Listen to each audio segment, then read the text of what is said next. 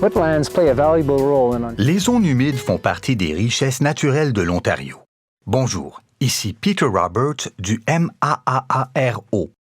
Aujourd'hui, nous allons parler des zones humides et des étangs naturels avec deux exploitants agricoles voisins du comté de Perth. Hi, I'm Ed Danon. This is my neighbor Steve Yancey. Bonjour, je m'appelle Ed Danon. Voici mon voisin Steve Yancey. Ensemble, nous avons récemment décidé de restaurer une zone humide qui longe nos deux propriétés. Steve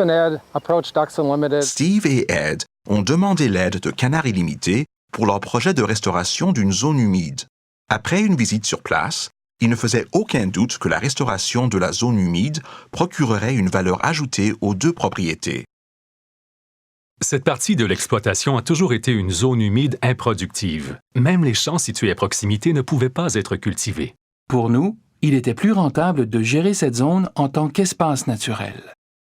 Il est important de demander des conseils à des professionnels pour créer ou modifier des zones humides, afin que la conception du projet réponde aux besoins du site et que la législation soit respectée. Canard Illimité nous a guidés au fil du processus, que ce soit pour l'évaluation initiale du site, l'obtention de permis de l'Office de protection de la nature ou la présentation d'une demande de financement. L'organisme a même trouvé l'entrepreneur pour le projet. Chez Canard Illimité, nous préférons faire affaire avec les entrepreneurs en qui nous avons confiance et qui comprennent le processus. Il est primordial de confier les travaux d'excavation à un professionnel afin que la zone humide ne soit pas trop profonde et que les caractéristiques de l'habitat soient correctement intégrées.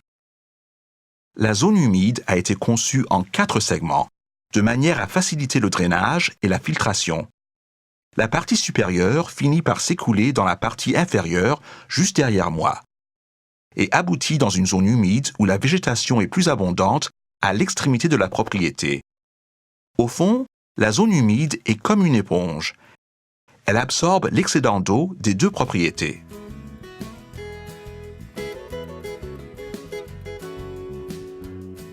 Nous avons remarqué que les champs près de la zone humide avaient commencé à s'assécher sans que nous ayons à utiliser des tuyaux de drainage. Une plus grande quantité d'eau s'emmagasine sous les champs et est disponible pour les cultures. Les zones humides améliorent la résistance aux inondations et aux sécheresses et en atténuent ainsi les effets sur les cultures. De plus, elles réduisent l'écoulement direct de surface et filtrent les éléments nutritifs. Nous avons laissé la zone humide intacte en évitant d'en modifier le fonctionnement. Nous ne l'utilisons pas pour l'irrigation et le bétail n'y a pas accès. Nous sommes vraiment contents de voir la faune qui s'est installée sur nos propriétés. Il y a toutes sortes d'oiseaux et beaucoup de grenouilles.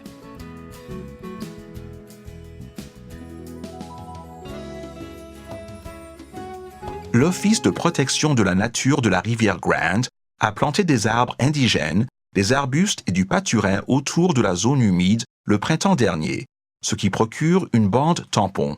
Plus la bande tampon est large, plus elle aide à filtrer l'eau de ruissellement et à protéger la faune. Elle peut également bloquer l'accès aux espèces sauvages nuisibles. C'est le début d'un magnifique corridor où diverses espèces peuvent trouver un habitat qui n'existait pas auparavant. La hauteur de la végétation réduit la présence d'espèces nuisibles potentielles, comme les oies qui pâturent. Selon moi, c'est une oasis pour la faune dans un paysage agricole. Le rétablissement de la zone humide a procuré une valeur considérable à notre propriété en créant un milieu naturel agréable, en plus d'accroître la productivité des champs situés à proximité.